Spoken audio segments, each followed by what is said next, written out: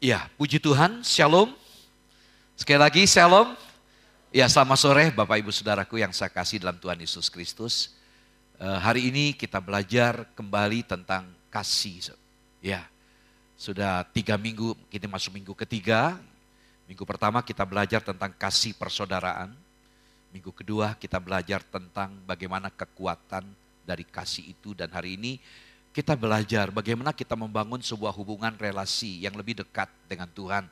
Karena kita perlu mengasihi. Ya, tema kita memang tema yang sangat sentimental ya, romantis ya. Kita perlu jatuh cinta kembali kepada Tuhan secara khusus. Karena saya begitu yakin ketika kita cinta kepada Tuhan maka kita dapat mewujudkan cinta kita kepada sesama kita juga. Nah saudaraku, kita melihat jawab Yesus kepadanya, kasihilah Tuhan Allahmu dengan segenap hatimu dan dengan segenap jiwamu dan dengan segenap akal budimu. Itulah hukum yang terutama dan yang pertama. Dan hukum yang kedua yang sama dengan itu ialah kasihilah sesamamu manusia seperti dirimu sendiri.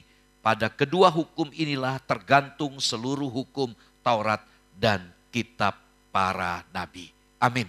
Saudaraku yang saya kasih, kita melihat dari ayat ini Tuhan berkata, kasihilah Tuhan Allahmu dengan segenap hatimu dan dengan segenap jiwamu dan dengan segenap akal budimu. Itulah hukum yang terutama dan yang pertama.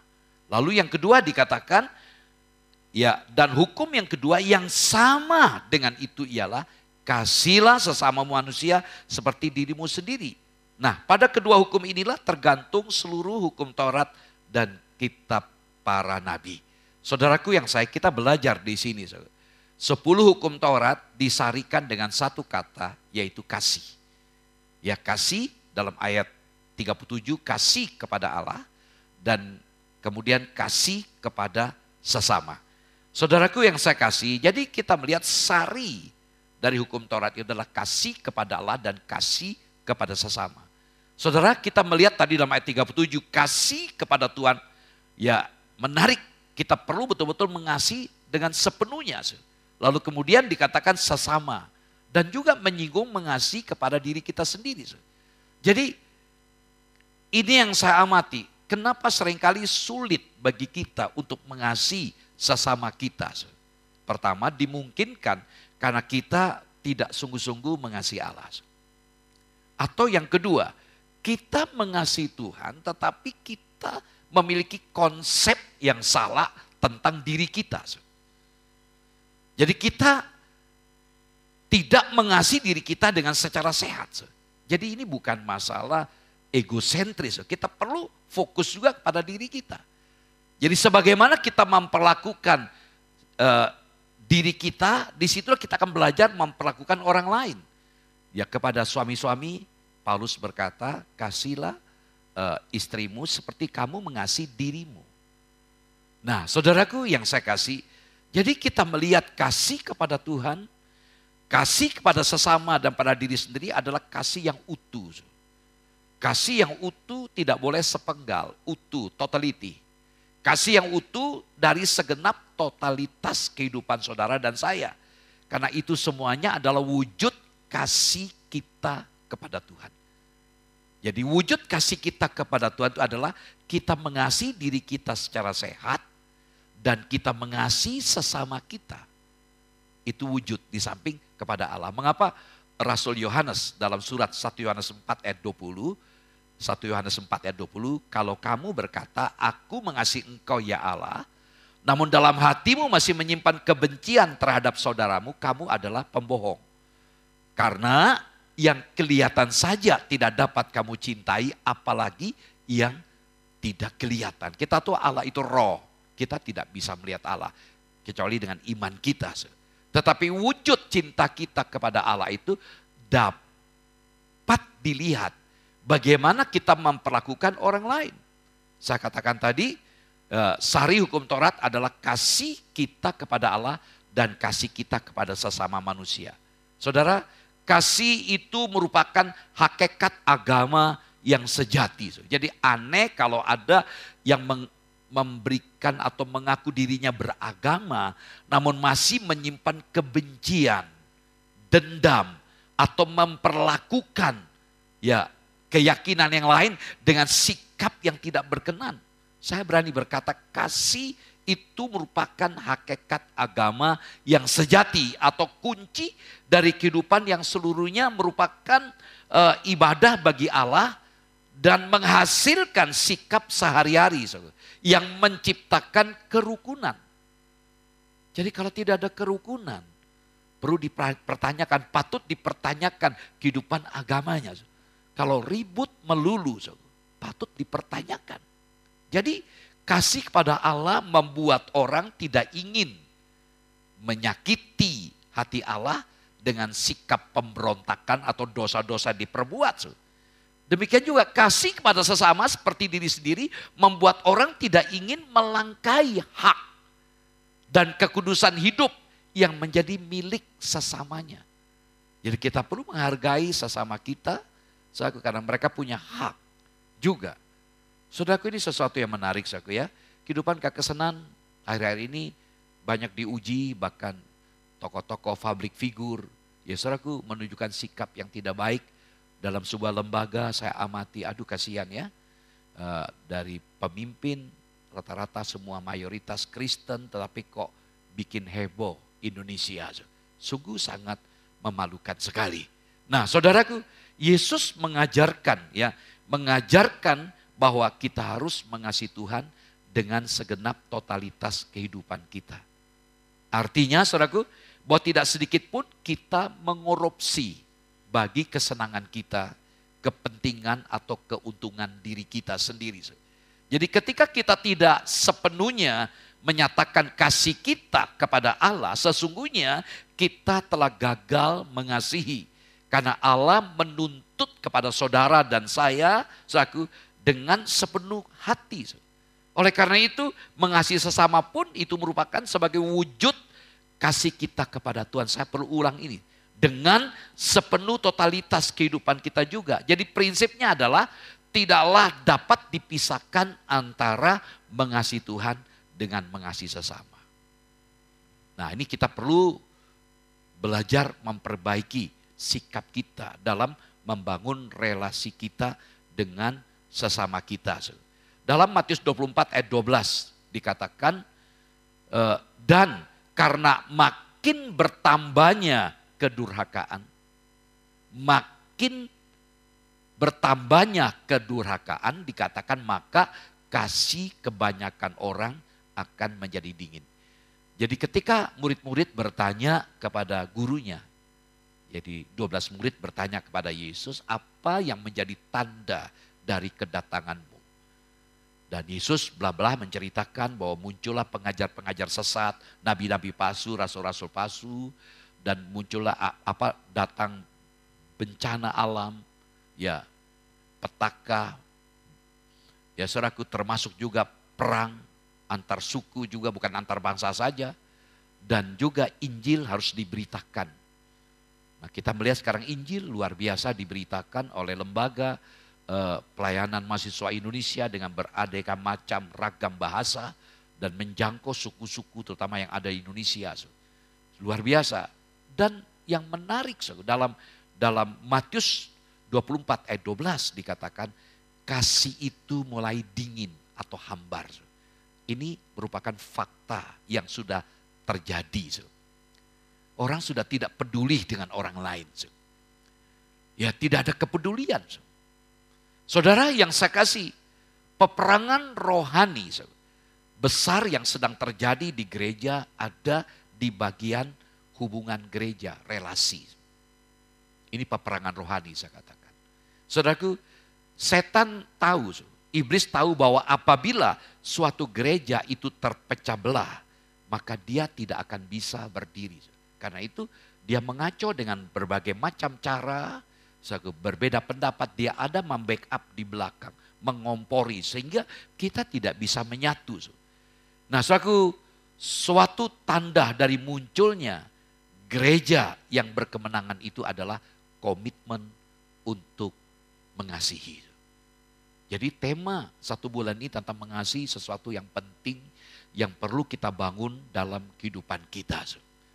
Ya saudara, ketika kita bicara tentang jatuh cinta, ya kerap kali kita mendengarkan ungkapan, aku jatuh cinta kepadamu.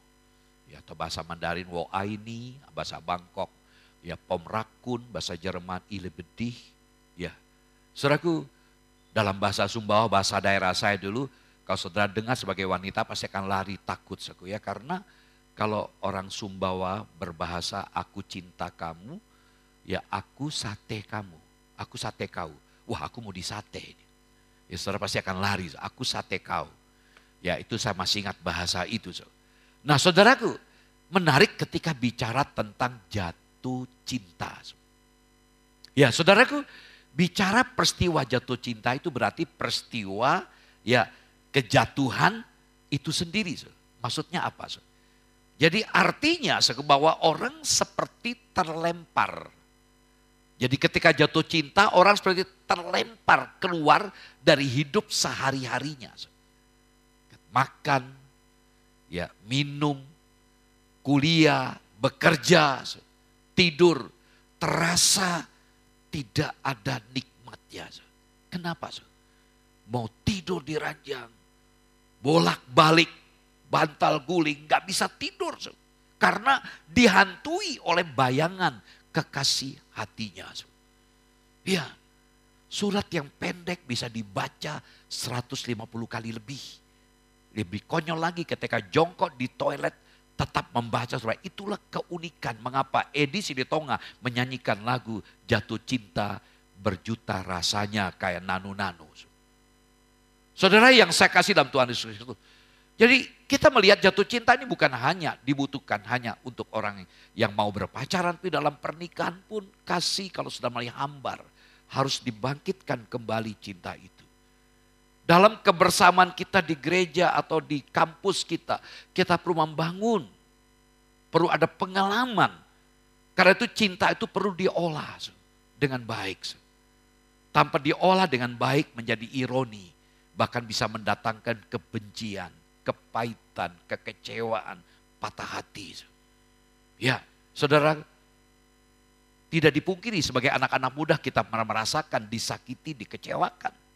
Nah, saudara, kita belajar hari ini tentang konsep yang dibangun oleh Sternberg, dia seorang psikolog dengan komponen cinta yang dia buat dari hasil penelitiannya. Ada 3 komponen cinta yang disebut dengan segitiga cinta. Jadi bukan cinta segitiga. Ya, segitiga cinta. Dalamnya termaktub dalamnya adanya passion. Yang kedua adanya intimacy. Yang ketiga adanya commitment and decision. Di tiga hal ini sesuatu yang menarik yang coba kita pikirkan bersama ketika kita bicara tentang cinta atau jatuh cinta. Baik dalam rumah tangga kita, hubungan suami istri yang mungkin mulai luntur cintanya karena keadaan kondisi. Jadi dikatakan oleh Sternberg, cinta yang sempurna di dalamnya itu mengandung komitmen, decision, dan intimacy, kedekatan, passion, hasrat. Nah saudaraku, jadi kalau bicara tentang komitmen saja dari gambar ini, komitmen saja maka cinta itu akan membosankan. Pokoknya aku cinta kamu. Komitmennya ada, aku cinta kamu. Tidak pernah ada tindakannya. Tidak pernah ada wakuncar.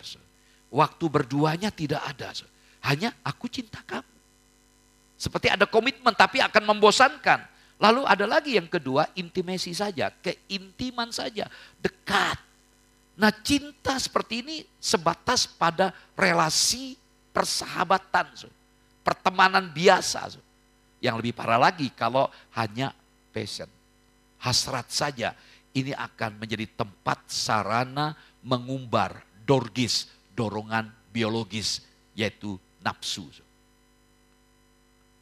Jadi kalau kita melihat gambar ini menjelaskan ketika intimasi dan passion itu menjadi gaya dalam kita berpacaran, mungkin dalam menikah pun itu menjadi cinta buta. Dan kalau komitmen dan passion itu berarti cinta itu terburu-buru. Nah, komitmen dan intimasi akan menjadi cinta persahabatan. Jadi hanya ada komitmen, kedekatan, tapi tidak ada keputusan dan hasrat untuk melanjutkan sebuah pernikahan, itu menjadi persahabatan saja. Lebih-lebih lagi kalau di dalamnya tidak ada komitmen, tidak ada intimasi, tidak ada passion, maka tidak ada cinta. Itu kata Sternberg. Nah, mari kita belajar hari ini. Ya, berkeluarga bagi teman-teman yang akan memikirkan tentang berkeluarga. Jadi ini bukan sekedar berani jatuh cinta. Ya, tapi bagaimana sikap kita dalam membangun cinta itu sendiri. Ya, pernikahan sangat sukar dipisahkan dari cinta. Kita akui dengan jujur. Ya, kalau tidak ada cinta dalam keluarga, betapa kacaunya rumah tangga. Tapi saya mau berkata hari ini. Ya, pernikahan memang tidak bisa dipisahkan dari cinta. Ya, walaupun cinta itu tidak seharusnya menjadi dasar pondasi pernikahan. Tapi nilai cinta dalam pernikahan tetap diakui oleh banyak orang. Cinta. Termasuk dalam pelayanan kita ke gereja, dalam semangat kita ke gereja, tanpa adanya cinta, sulit. Saya berikan apresiasi pada saudara dalam bayangan saya tadi, sekitar jam 2-an hujan. Wah, ini alamat bisa sepi ibadah, tapi bersyukur lebih dari 100 ada yang datang. Ini saya lihat, saya apresiasi saudaraku karena cinta saudara kepada Tuhan. Amin. Beri tepuk tangan untuk Anda sendiri supaya Tuhan dimuliakan. Nah, pertanyaannya, seberapa pentingkah cinta itu dalam pernikahan? Teman-teman yang masih single, sedang bergumul untuk cari pasangan hidup, mungkin sudah PMDK, pendekatan melulu dapat kagak. Ya, atau ijo lumut ikatan jomblo lucu imut. Ya, saudaraku, mari kita berpikir sejenak. Kita selalu optimis ya, kalau memang Tuhan sudah mendesain, merancang Anda untuk menikah, pasti pada waktunya. Seorang anak pendeta Jepara, GBT, anak pertama, dia punya adik sudah married semua. Usia dalam 50 tahun. November yang lalu konseling nikah dengan saya. Dia dapat seorang pasangan hidup yang di luar apa yang dia pikirin. Dia berkata, inilah berkat yang Tuhan berikan. Orang yang luar biasa, istrinya itu orang luar biasa. Dia lulusan luar negeri dan orang yang cerdas dan kerjanya. Jadi Tuhan berikan pada waktu yang tepat. Walaupun terkesan gagal dan gagal dan gagal. Tapi pada waktunya Tuhan berikan terbaik. Ya. Nah, saudaraku, kita perlu belajar. Ya, seberapa kuatkah cinta dalam sebuah relasi?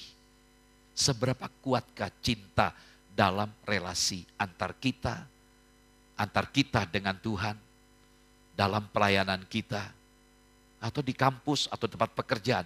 Sebatas mana, sejauh mana kekuatan cinta itu? Saya begitu yakin ketika cinta itu menjadi kekuatan, maka di situ kita mampu menerima, kita menghargai, walaupun kita punya alasan untuk tidak suka dengan orang tersebut, tapi kita tetap mencintai karena cinta kita bangun berdasarkan cinta agape, cintanya Allah. Nah, mari kita lihat Kidung Agung. Ya, saya tidak semua ayat saya bacakan, kita akan melihat Kidung Agung pasal yang ke-8. Ayat 5 sampai dengan ayat yang ke-7. Siapakah dia yang muncul dari padang gurun yang bersandar pada kekasihnya? Di bawah pohon apel kubangunkan engkau. Di sanalah ibumu telah mengandung engkau. Di sanalah ia mengandung dan melahirkan engkau. Taruhlah aku seperti meterai pada hatimu, seperti meterai pada lenganmu, karena cinta kuat seperti maut. Kegairahan gigi seperti dunia orang mati. Nyalanya adalah nyala api, seperti nyala api Tuhan. Air yang banyak tak dapat memadamkan cinta. Sungai-sungai tak dapat menghanyutkannya. Sekalipun orang memberi segala harta benda rumahnya untuk cinta, namun ia pasti akan dihina. Amin. Berbahagia yang membaca, mendengarkan, serta memelihara firman Tuhan ini. Saudaraku, Kidung Agung ya yang kita baca ini, ada yang menyebut bagian ini sebagai sanjungan terhadap cinta. Ya, hal ini disebabkan karena isinya yang mengungkapkan tentang kualitas dan natur cinta secara umum. Jadi tidak semata antar pasangan tertentu. Jadi ketika kita membaca ayat, jangan saudara memiliki konotasi atau asumsi ini untuk orang yang sudah menikah, ini untuk orang sedang berpacaran. Tidak, meskipun latar belakangnya memang ada aspek itu. Ya, begitu banyak pendeta mencoba menyampaikan Kidung Agung dari aspek alegori. Saya tidak setuju dengan pendapat itu. Kita perlu menggali menurut teks. Dan teks ini, Kidung Agung ini luar biasa, ditulis oleh seorang yang berpengalaman, berpetualang dalam hal cinta. Dia punya istri 300, gundiknya 700, yaitu Salomo. Nah dari situ dia pengalaman bagaimana seharusnya di masa tuanya. Dia menulis 2 kitab, yaitu Pengkhotbah dan Kidung Agung. Ini sesuatu yang menarik yang perlu kita pikirkan, kita renungkan bersama. Nah dari ayat yang kita baca ini ada 2 elemen cinta. Ya, yang pertama selalu kita melihat bahwa cinta berbicara tentang ingatan yang manis. Ini sesuatu yang menarik yang perlu kita pahami. Mungkin adik-adik yang sedang berpacaran sudah mulai cekcok, ya. Dengarkan cekcok untuk cocok. Ya.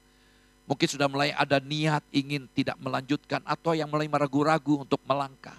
Atau dalam keluarga kita sudah mulai luntur cinta kita terhadap pasangan kita mungkin. Atau sebagai anak kita merasa kecewa dengan orang tua kita. Atau orang tua kita juga mulai hambar terhadap anak kita karena anak kita susah diatur. Nah saudaraku yang saya kasih, kita melihat cinta berbicara tentang ingatan yang manis. Dalam ayat 5 dikatakan tadi, siapakah dia yang muncul dari padang gurun, yang bersandar pada kekasihnya, siapakah dia itu? Lalu dilanjutkan dikatakan, di bawah pohon apel, kubangunkan engkau. Jadi ada 2 kisah di sini. Lalu kemudian, di sanalah ibumu telah mengandung engkau. Di sanalah ia mengandung dan melahirkan engkau. Saudara yang saya kasih, cinta berbicara tentang ingatan yang manis. Maksudnya apa? Jadi ungkapan ini merujuk tentang masa lalu. Terkadang kita perlu memahami ketika ada konflik, ada problem, ada masalah, cobalah kita tengok ke belakang. Apa yang pernah kita rasakan dalam hal cinta ini. Artinya bagaimana kita menempatkan seseorang dalam pikiran kita secara berulang-ulang. Dalam kondisi yang tidak enak, dalam kondisi konflik, kondisi yang tidak baik. Termasuk juga dengan Tuhan kita. Kita perlu ke belakang. Apa yang terus-menerus ada dalam pikiran kita itu sebenarnya menunjukkan apa yang paling kita cintai. Jadi ketika ada masalah, ya jujur fokus kita seringkali terganggu dengan adanya masalah yang kita rasakan, yang kita lihat. Cobalah kita kembali ke belakang. Misalnya cinta kita kepada Tuhan diuji dengan adanya hujan. Coba kita lihat, iya ya, kok masa sih masalah hujan saja saya tidak ke gereja. Dalam pikiran online. Ada banyak alternatif online. Masa sih masalah hujan kok saya enggak ibadah. Nah saya ingat ke belakang. Tuhan pernah mati untuk saya. Dan dia tetap korban. Ketika kita masih lemah, ketika kita masih berdosa, ketika kita masih musuh. Dia mati untuk kita. Nah ini sesuatu yang menarik. Jadi ketika ada dalam pikiran kita sesuatu yang baik terhadap seseorang, termasuk terhadap Tuhan, itu menjadi elemen yang paling penting dalam membangun relasi kita. Jadi intinya begini, jadi ketika ada sesuatu hal tanda petik yang kurang baik yang kita rasakan dari seseorang misalnya, coba lihat apakah selalu ada yang jelek atau yang baik yang kita rasakan dari orang tersebut. Nah ketika kita merenungkan, kita bandingkan dengan apa yang dia lakukan masa lalu, jauh lebih banyak yang baik. Di situ kita bisa belajar bagaimana kita membangun relasi itu lebih sehat. Ini elemen yang pertama. Yang kedua, dikatakan cinta berbicara tentang kepemilikan. Ini sesuatu yang menarik.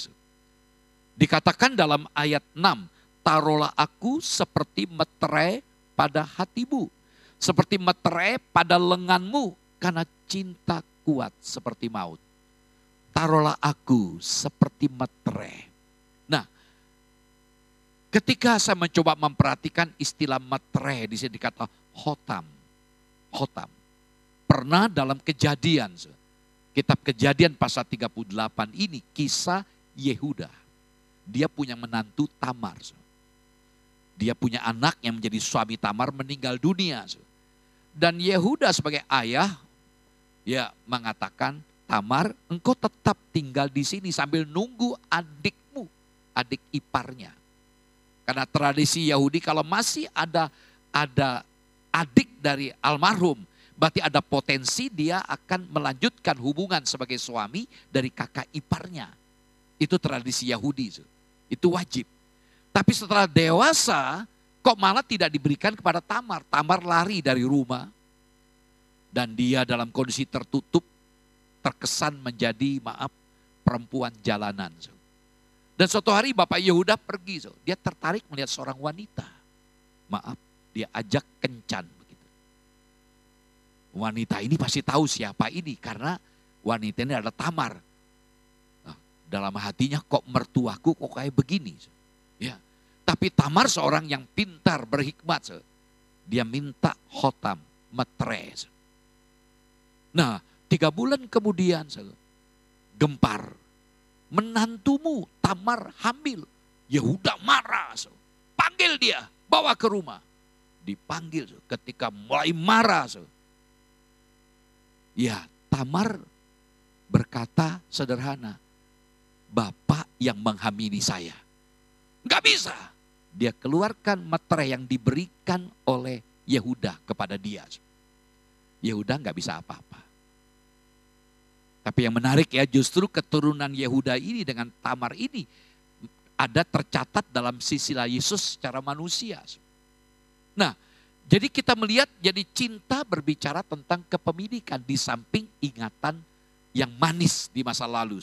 Jadi 2 elemen ini menarik untuk kita pikirkan. Nah, sekarang saya tutup dengan karakteristik dari cinta itu sendiri. Ada 4 dari ayat yang kita baca ini. Pertama, sekuat maut. Tadi sudah saya baca sepenggal dalam ayat 6. Karena cinta kuat seperti maut. Menarik. Cinta kuat seperti maut. Apa artinya? Maut sifatnya mengikat. Ya, inilah yang dinamakan dengan ketika mengikat, berarti ini namanya ikat janji atau covenant atau perjanjian. Ya, saudaraku.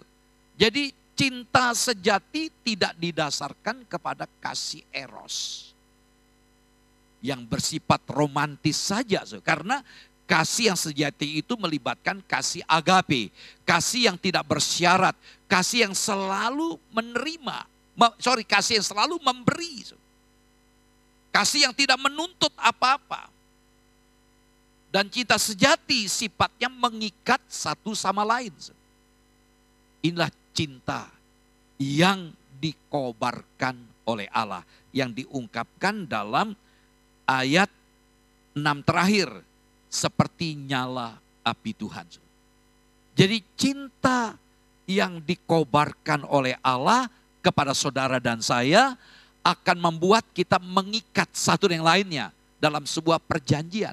Jadi ketika 2 orang diteguhkan pernikahan di gereja, ya mereka akan berkata, atau saya sebagai pendeta yang meneguhkan nikahnya, saya katakan di hadapan Tuhan, keluarga dan jemaat serta semua yang hadir, ya saya meneguhkan nikah Anda. Jadi di situ mereka membuat perjanjian untuk setia sehidup semati, kecuali kematian. Nah itu makna dari covenant, perjanjian. Jadi cinta sekuat maut. Yang kedua, cinta sejati bergairah dan gigih seperti dunia orang mati. Ada dua kata di sini, gigih dan dunia orang mati. Saya bacakan dalam ayat 6. Dikatakan kegairan gigih seperti dunia orang mati. Kata gigih ini memberikan makna bahwa cinta itu tidak mudah menyerah karena situasi kondisi. Cinta yang tidak akan pernah luntur atau padam karena persoalan, karena tantangan hidup. Jadi selalu dia mengasihi apapun dan bagaimanapun situasi keadaan, dia tetap cinta. Ironisnya, di zaman COVID ini begitu banyak ribuan yang minta cerai di KUA. Karena alasan kehidupan ekonomi tidak terpenuhi dari suami karena suami di PHK nganggur. Ini luntur oleh karena keadaan, seharusnya tidak demikian. Seharusnya bagaimana bisa menerima pasangan hidup walaupun punya alasan kecewa, tapi mereka sadar mereka sudah mengadakan covenant di hadapan Allah sehingga mereka harus berjuang bagaimana untuk mengatasi masalah hidup, bukan tambah runyam. Kasihan anak yang menjadi korban karena perceraian itu bukan alternatif yang baik. Karena Allah tidak menghendaki perceraian. Lalu kemudian dikatakan seperti dunia orang mati. Apa artinya? Artinya cinta tidak pernah merasa cukup. Artinya saling membutuhkan satu sama lain. Saling membutuhkan satu sama lain artinya bergantung satu sama lain. Artinya cinta tidak pernah berakhir. Jadi apapun dan bagaimanapun keadaannya, cintaku hanya untuk kamu, tidak ada yang lain.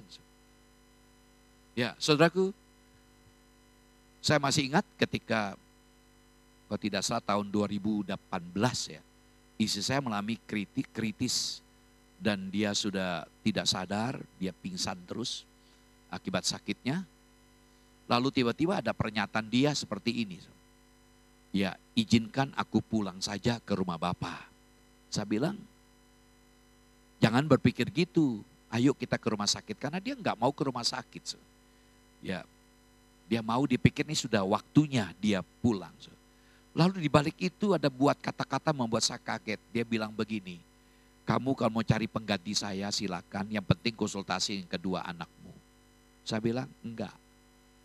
Bagi saya tidak ada istri yang kedua, hanya satu istri.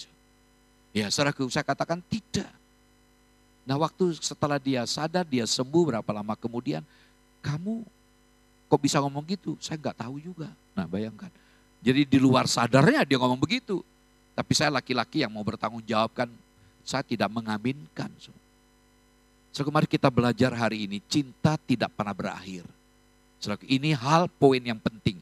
Lalu yang ketiga, cinta sejati seperti nyala api Tuhan. Kita lihat dalam ayat 6. Nyalanya adalah nyala api. Seperti nyala api Tuhan. Tidak dapat dipadamkan oleh air yang banyak sekalipun. Dikatakan ayat 7. Air yang banyak tak dapat memadamkan cinta. Sungai-sungai tak dapat menghanyutkannya. Jadi cinta yang sejati seperti nyala api. Tidak dapat dipadamkan. Cintanya terus membara dan bergelora. Tidak akan pernah dapat dipadamkan oleh apapun. Bahkan aliran sungai permasalahan hidup pun tidak mampu. Mereka tetap bertahan. Itu membuat saya terkesan dengan sepasang suami istri yang baru menikah diperhadapkan di mana suaminya kena kanker di otak. Itu artis. Tapi luar biasa sungguh cinta istrinya. Tidak pernah berubah, dia tetap mencintai suaminya sampai meninggal dunia. Saudaraku, tadi siang saya bagikan pemuda yang pernah saya layani. Ketika dia masih remaja seringkali bikin ulah. Sampai saya tegur dia, kamu kok ingin cari perhatian di remaja? Dia selalu bikin gara-gara supaya diperhatikan orang. Tapi satu hari ada kesempatan saya ke rumah dia karena berapa minggu dia tidak ke gereja. Di situ saya melihat dia, saya jadi bersalah, saya peluk dia, maafkan saya. Setelah saya tanya, papa mana, mama mana? Dia bilang saya anak tunggal, mama sudah meninggal, papa kerja antar jemput siswa. Lalu saya punya kepekaan sebagai seorang gembala, oh ini masalahnya. Dia butuh teman, dia kesepian. Sehingga di gereja dia butuh teman untuk diperhatikan. Saya mulai bimbing dia sampai dia jadi anak yang baik. Dia melayani sama-sama di youth. Dia bertemu dengan seorang kekasih saling mencintai. Luar biasa. Dan kami sangat terkejut. Ya seizin Tuhan dia mengalami namanya leukemia. Dan cukup sedih kami merasakan kehilangan. Ya hari-hari yang begitu menegangkan, kami doakan terus dia dirawat di rumah sakit Telogorejo. Yang membuat saya kagum, tunangannya ini tetap mendampingi sampai akhir hidupnya. Ya saudaraku, kemudian ketika saya mengajar di Cepu dalam pelatihan misi, saya ketemu dengan dia panggil saya kakak.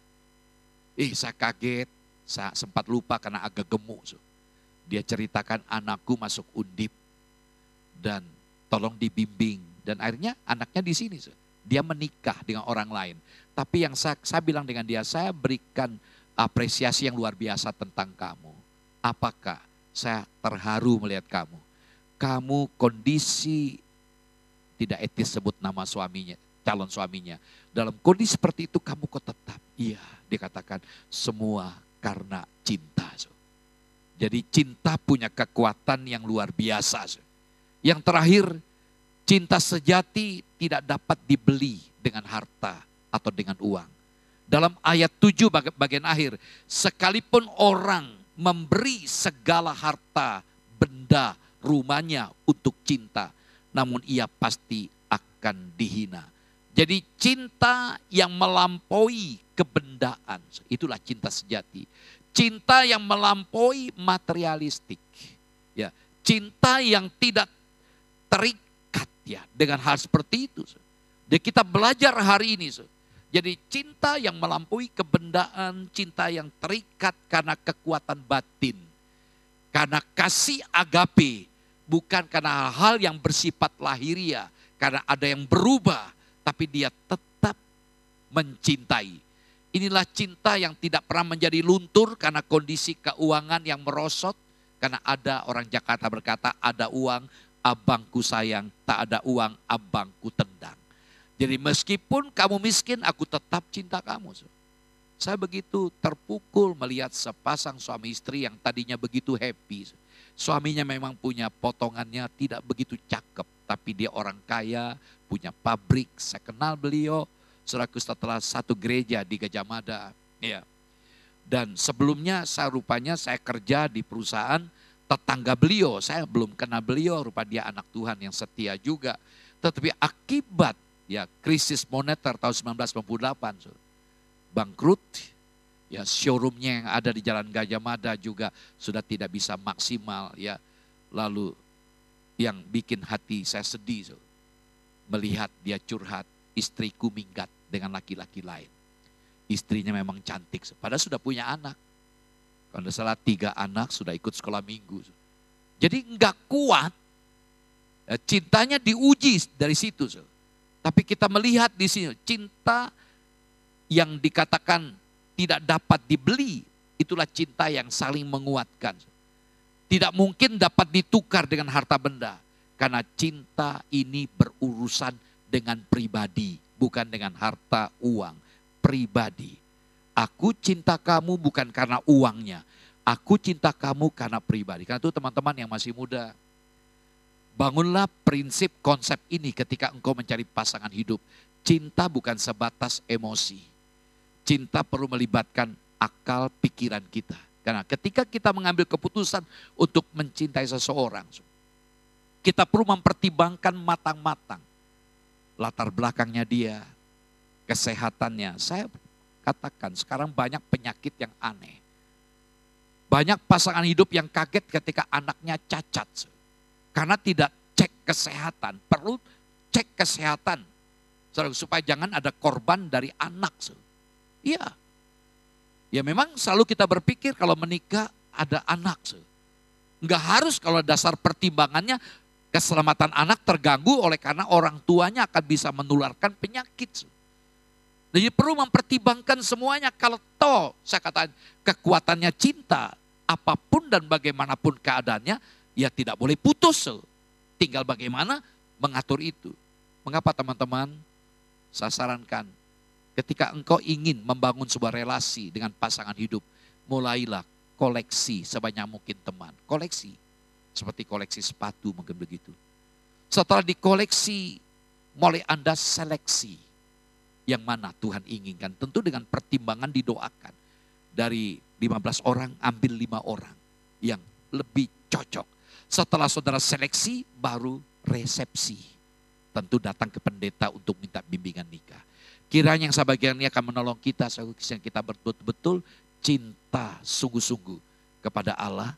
Cinta kita pada Allah dapat diwujud nyatakan kepada sesama kita. Puji Tuhan, mari kita datang kepada Tuhan.